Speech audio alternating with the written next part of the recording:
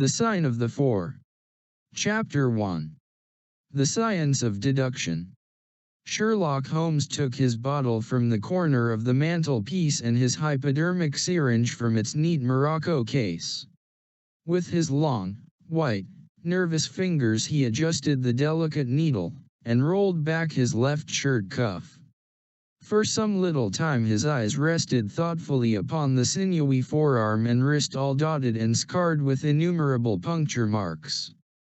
Finally he thrust the sharp point home, pressed down the tiny piston, and sank back into the velvet-lined armchair with a long sigh of satisfaction.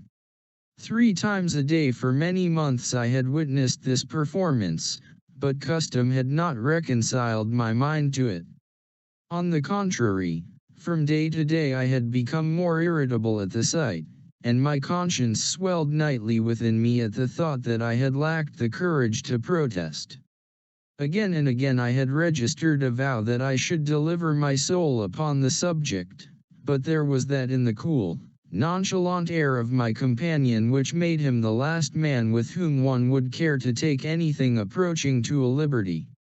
His great powers, his masterly manner, and the experience which I had had of his many extraordinary qualities, all made me diffident and backward in crossing him.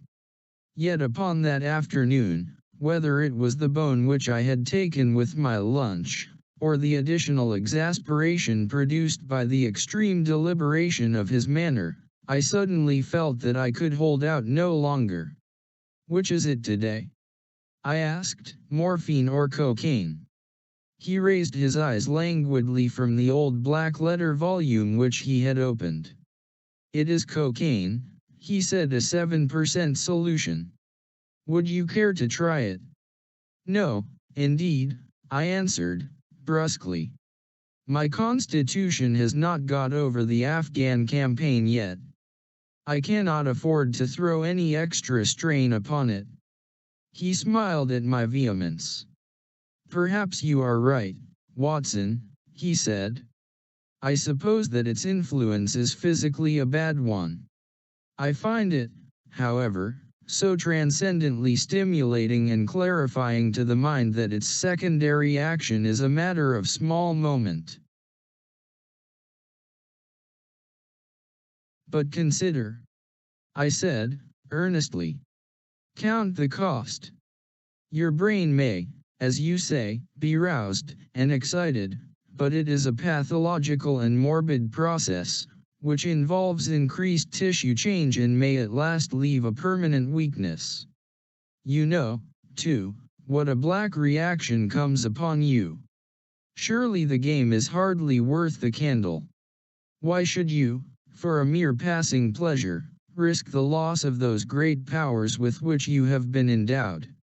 Remember that I speak not only as one comrade to another, but as a medical man to one for whose constitution he is to some extent answerable."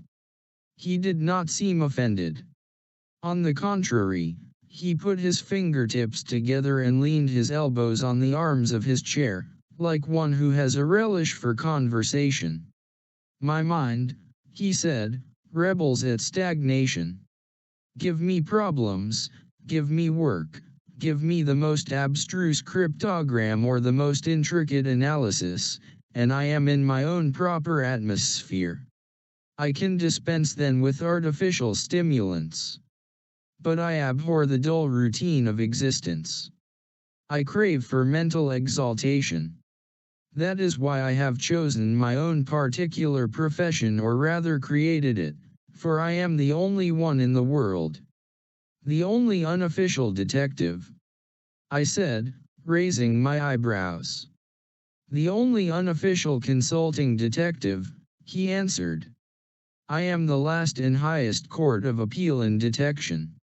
When Gregson or Lestrade or Athelney Jones are out of their depths, which, by the way, is their normal state, the matter is laid before me.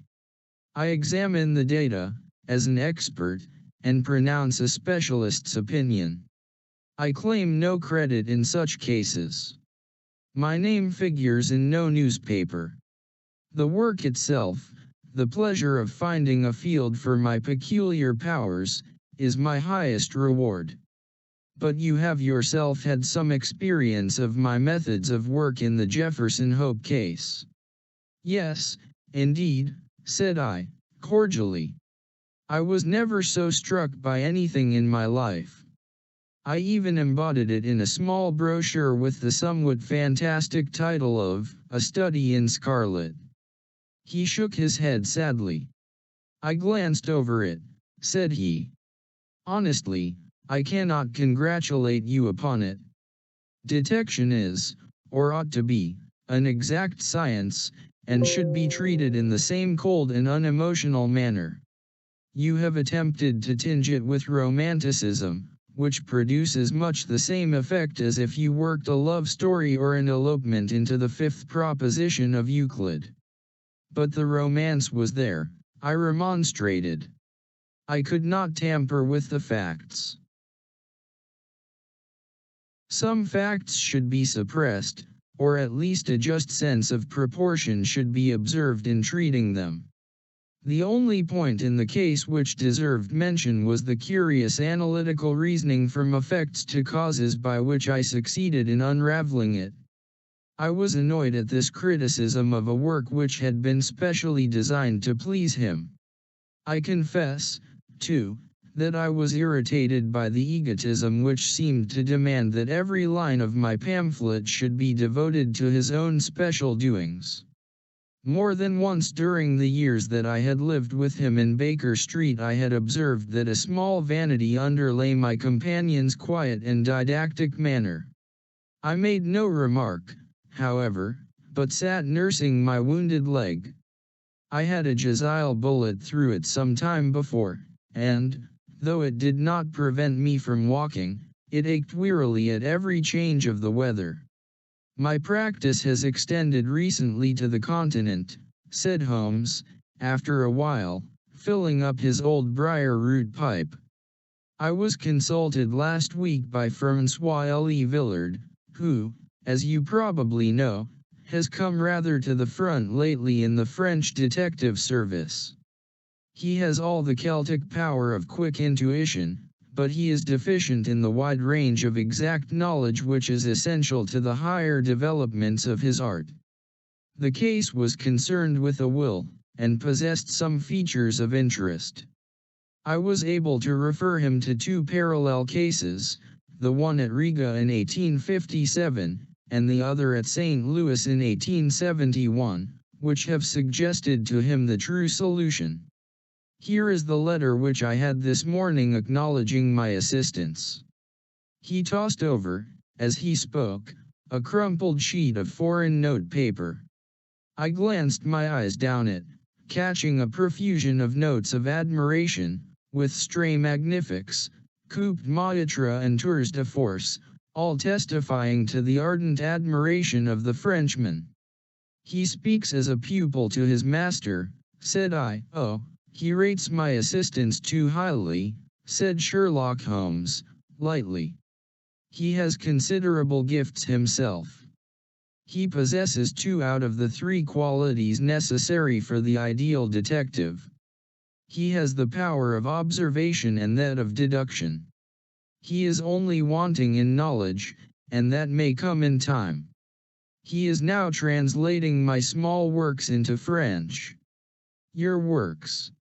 Oh, didn't you know? He cried, laughing. Yes, I have been guilty of several monographs.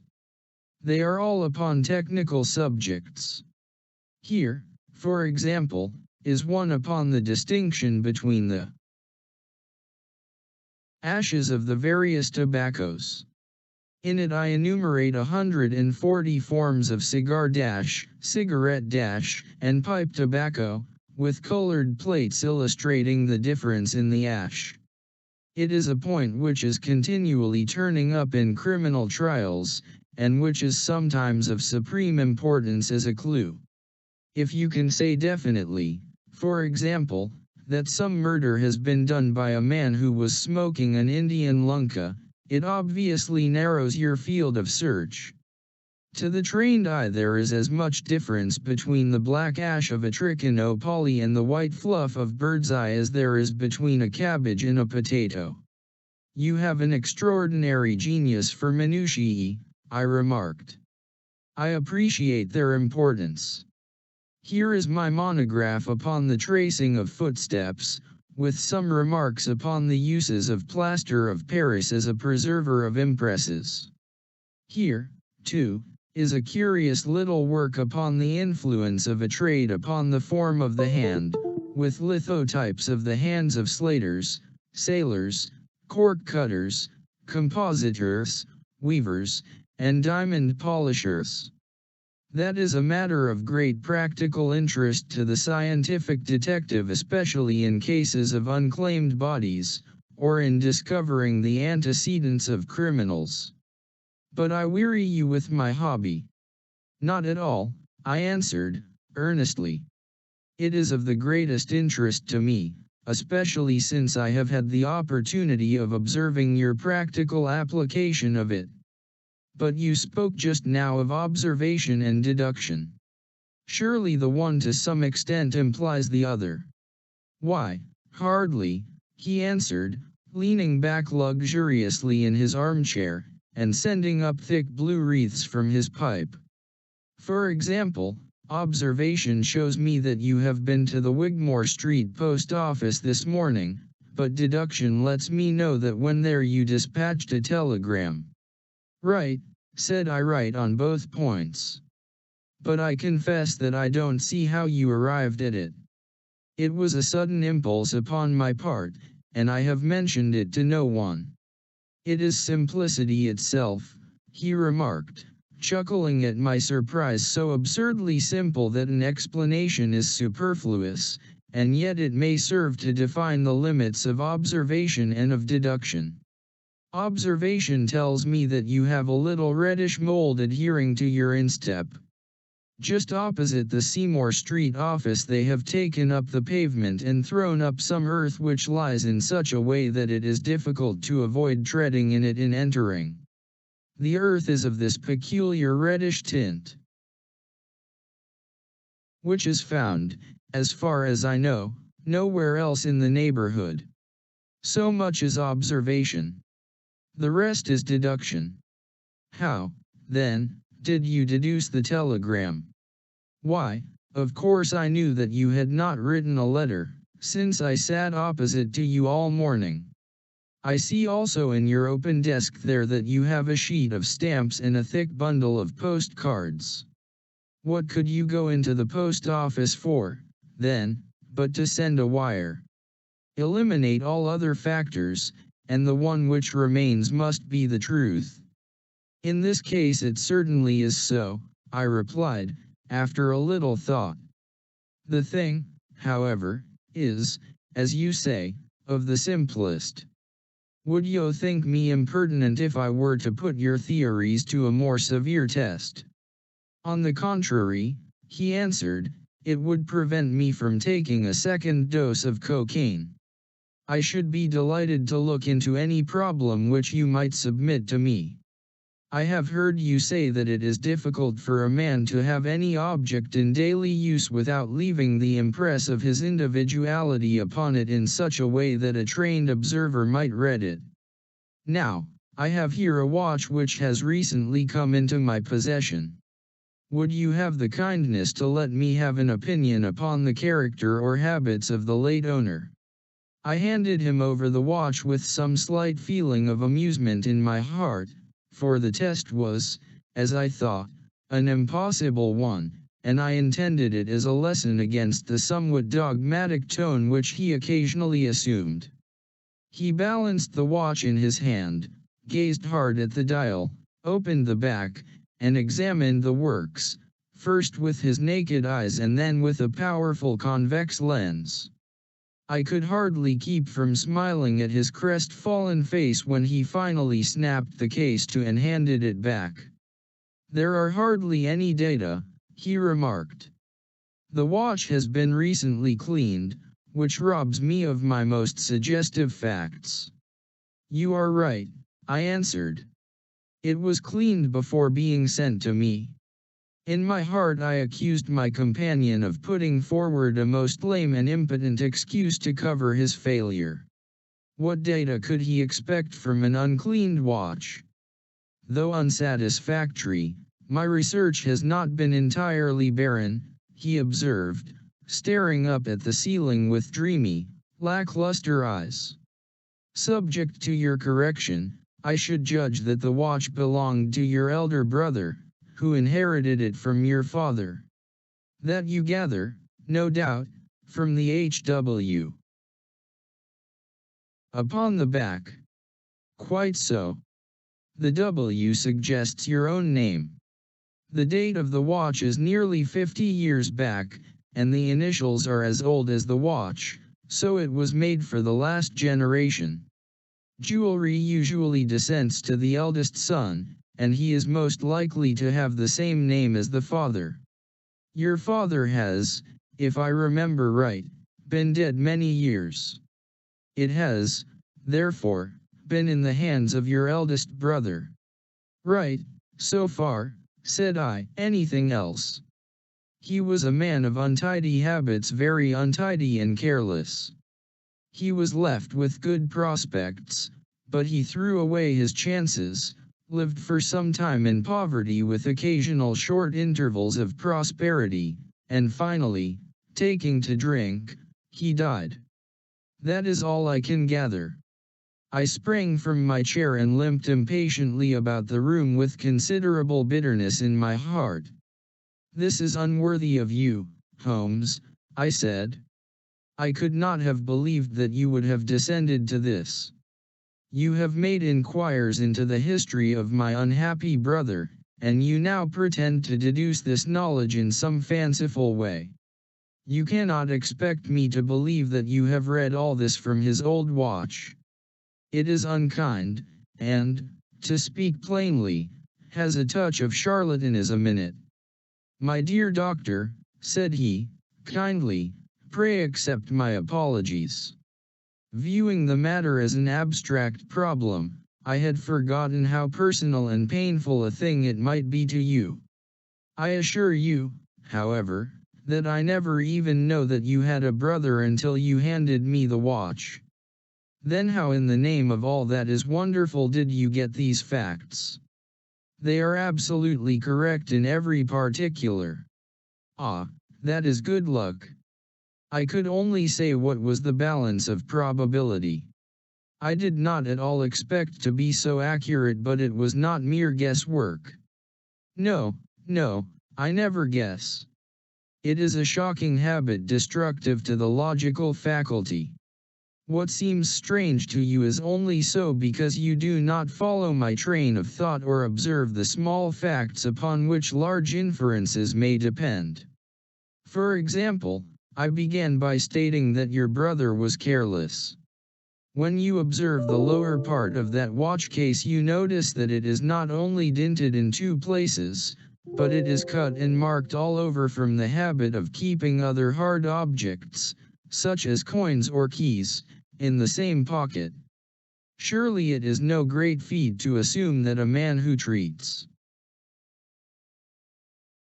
a 50-guinea watch so cavalierly must be a careless man. Neither is it a very far-fetched inference that a man who inherits one article of such value is pretty well provided for in other respects. I nodded, to show that I followed his reasoning. It is very customary for pawnbrokers in England, when they take a watch, to scratch the number of the ticket with a pinpoint upon the inside of the case. It is more handy than a label, as there is no risk of the number being lost or transposed. There are no less than 4 such numbers visible to my lens on the inside of this case. Inference that your brother was often at low water. Secondary inference that he had occasional bursts of prosperity, or he could not have redeemed the pledge. Finally, I ask you to look at the inner plate, which contains the keyhole. Look at the thousands of scratches all round the hole, marks where the key has slipped. What sober man's key could have scored those grooves? but you will never see a drunkard's watch without them. He winds it at night, and he leaves these traces of his unsteady hand. Where is the mystery in all this? It is as clear as daylight, I answered. I regret the injustice which I did you. I should have had more faith in your marvelous faculty.